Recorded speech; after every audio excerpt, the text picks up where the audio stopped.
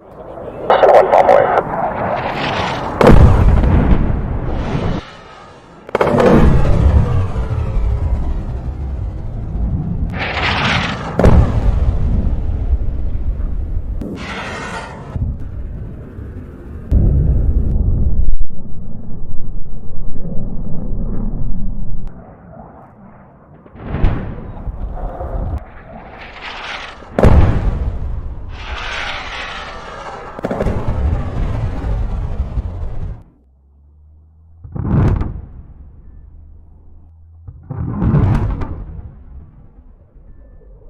Cluster bomb कोई एक अकेला बॉम्ब नहीं है। यह कलेक्शन ऑफ बॉम्ब है जिसमें छोटे छोटे बहुत सारे ग्रेनेड होते हैं जो एक साथ में कुछ मीटर से लेकर कई किलोमीटर के एरिया को कवर कर लेते हैं। और अभी इजराइल और ईरान वॉरफेयर में यह एक बहुत बड़ी प्रॉब्लम बनता जा रहा है, क्योंकि यह 100% एफिशिएंट बॉम्ब नहीं है, बल्कि यह एक नंबर का बेवकूफ बॉम्ब है। अराउंड 20 to 40% बॉम्बलेट जमीन पर गिरने के बाद में कई सालों तक पड़े रहते हैं, और जैसे ही इनके पास से कोई गुजरता है या इन पर कोई पैर रख देता है तो यह एक्टिवेट हो जाते हैं और वॉर बंद होने के बाद भी ब्लास्ट होते रहते हैं कई सालों तक। आगे हम समझेंगे कि कैसे यह लॉन्च होता है, कैसे यह काम करता है, और सबसे इंपॉर्टेंट चीज, लगभग कंट्रीज ने इस बॉम्ब को बैन कर रखा है, लेकिन फिर भी कुछ कंट्रीज ऐसे हैं जो इनको यूज करते हैं। यह है मल्टीपल टाइप के क्लस्टर बॉम्ब, जिनके नाम आप देख सकते हो। सभी के सभी बहुत सारे बॉम्बलेट यूज करते हैं, लेकिन इनकी लॉन्च प्रोसेस अलग अलग टाइप की होती है। कुछ बॉम्ब ऐसे होते हैं जो बॉम्बर एयरक्राफ्ट की हेल्प से लॉन्च किए जाते हैं, कुछ को मिसाइल की हेल्प से, और कुछ बॉम्ब को रॉकेट आर्टिलरी की हेल्प से लॉन्च किया जाता है।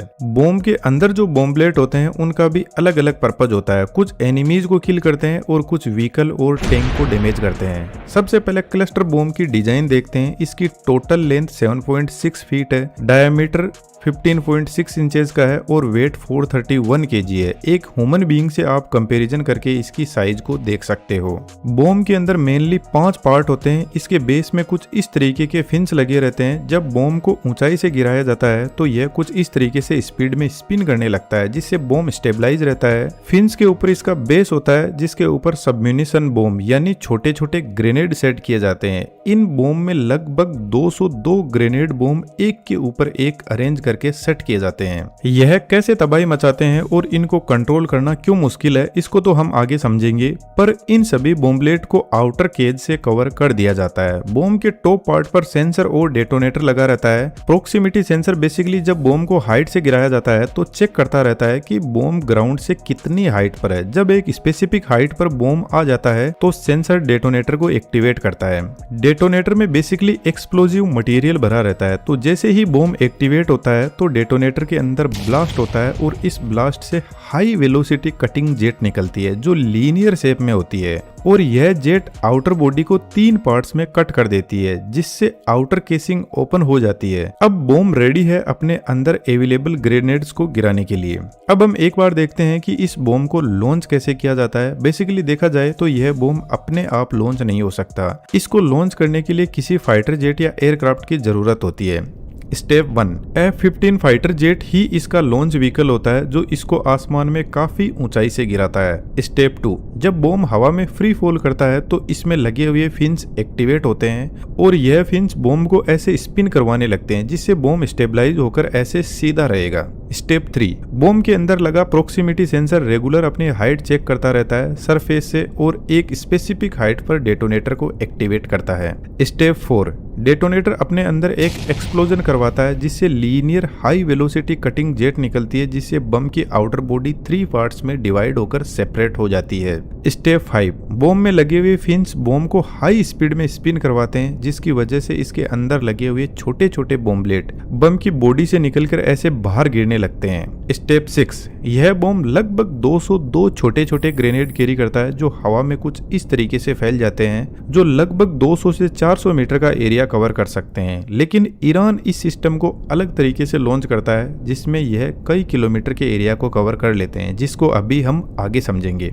स्टेप 7, यदि हम एक छोटे बॉम्बलेट पर फोकस करें तो इसमें ऊपर की तरफ स्पाइडर केप लगी रहती है। जब यह हवा में गिरता है तो यह कुछ ऐसे रोटेट करने लगती है। यह केप नीचे से फायरिंग पिन से जुड़ी रहती है तो इसके रोटेशन से फायरिंग पिन भी रोटेट करते हुए खुलने लगेगी। अब थोड़ा ध्यान से देखना, फायरिंग पिन रोटेट करते हुए जब पूरी खुल जाती है तो ऊपर तक आ जाती है। यहाँ पर एक स्लाइडर असेंबली होती है जिसमें स्प्रिंग लगी रहती है, तो इस स्प्रिंग को यह फायरिंग पिन पहले लोड करके रखती है, लेकिन जैसे ही फायरिंग पिन ऊपर होती है तो यह स्लाइड असेंबली की स्प्रिंग फ्री हो जाती है और ऐसे मूव करती है। अब यदि आप ध्यान से देखोगे तो फायरिंग पिन के नीचे एक्सप्लोजिव मटेरियल आ गया है, बस इसको एक्टिवेट करने की जरूरत है। और फिलहाल यह जो ग्रेनेड है यह सेमी एक्टिवेटेड पोजीशन में है और अभी यह हवा में ही है। स्पाइडर पिन फायरिंग पिन को सेमी एक्टिवेटेड पोजीशन में छोड़ने के बाद में अलग हो जाती है और जैसे ही यह खुलती है इस केप के नीचे बॉम्बलेट का आउटर कवर होता है जिसमें नीचे की तरफ स्प्रिंग लगी रहती है।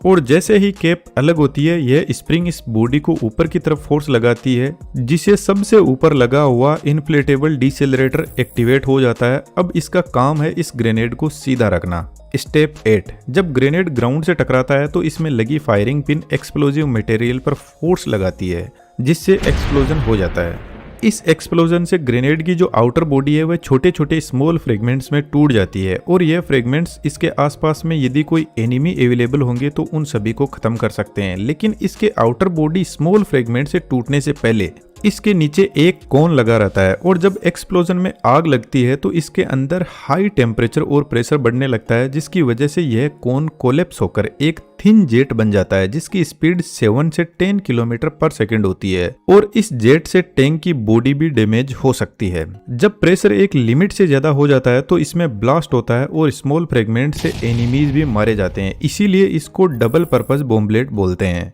लेकिन जैसा मैंने पहले भी बताया था यह एक नंबर का बेवकूफ बॉम्ब है, इसलिए दुनिया भर में इसको बैन कर रखा है, कुछ कंट्रीज को छोड़ दे तो, क्योंकि कई बार यह जमीन पर इम्पैक्ट होने के बाद भी फटता नहीं है और जमीन में सालों साल तक पड़ा रहता है और जैसे ही किसी का पैर रखा जाता है तो यह अचानक से एक्टिवेट हो जाता है। और क्लस्टर बॉम्ब एक तरीके से छोटे ग्रेनेड की बारिश करता है, तो इन छोटे छोटे ग्रेनेड्स को काउंटर करना पॉसिबल ही नहीं है। वॉर खत्म होने के बाद भी यह कई सालों तक फटते रहते हैं।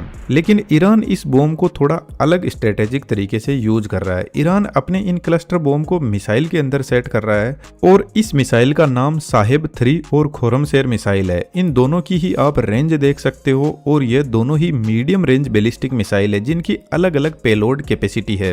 जिनको पता नहीं है मैं बता दूं, बैलिस्टिक मिसाइल बहुत हाई स्पीड में ऑपरेट करती है। इनकी स्पीड मार्क 7 से मार्क 12 तक होती है और कुछ बैलिस्टिक मिसाइल ऐसी भी होती है जो मार्क 25 की स्पीड तक ऑपरेट करती है। तो जब कोई हाई स्पीड बैलिस्टिक मिसाइल किसी बॉम्ब को या किसी टाइप के वॉरहेड को लेकर आती है तो पूरे डिफेंस सिस्टम के कान खड़े हो जाते हैं, क्योंकि उसको काउंटर करना आसान नहीं होता है। और यदि मिसाइल गलती से क्लस्टर बॉम्ब लेकर आ रही है तो मिसाइल इस बॉम्ब को कुछ मीटर से लेकर कई किलोमीटर के एरिया में ग्रेनेड्स को फैला देती है। अब सिंपल सी बात है, इन ग्रेनेड्स को ना ही तो आयरन डोम काउंटर कर सकता है और ना ही अमेरिका का थार्ड, लेकिन क्लस्टर बॉम्ब को रॉकेट आर्टिलरी से भी लॉन्च किया जा सकता है और यह भी एक सबसे इफेक्टिव तरीका है। यह ठीक एक तरीके से गन फायरिंग की तरह काम करता है। हालांकि इस क्लस्टर बॉम्ब के अंदर छोटे छोटे बॉम्बलेट्स होते हैं, क्योंकि आप देख सकते हो यह साइज में थोड़े छोटे होते हैं, लेकिन यह हाविजर 1 मिनट में मल्टीपल राउंड फायर कर सकती है और इसकी रेंज 25 से 30 किलोमीटर के पास होती है। बाकी इसका भी काम करने की प्रोसेस एकदम सेम ही है। सेम ही तरीके से ग्रेनेड इसमें यूज में लिए जाते हैं और सेम ही तरीके से लॉन्च होते हैं और सेम ही तरीके से काम करते हैं, जिसका अभी हमने ऊपर डिस्कस किया था।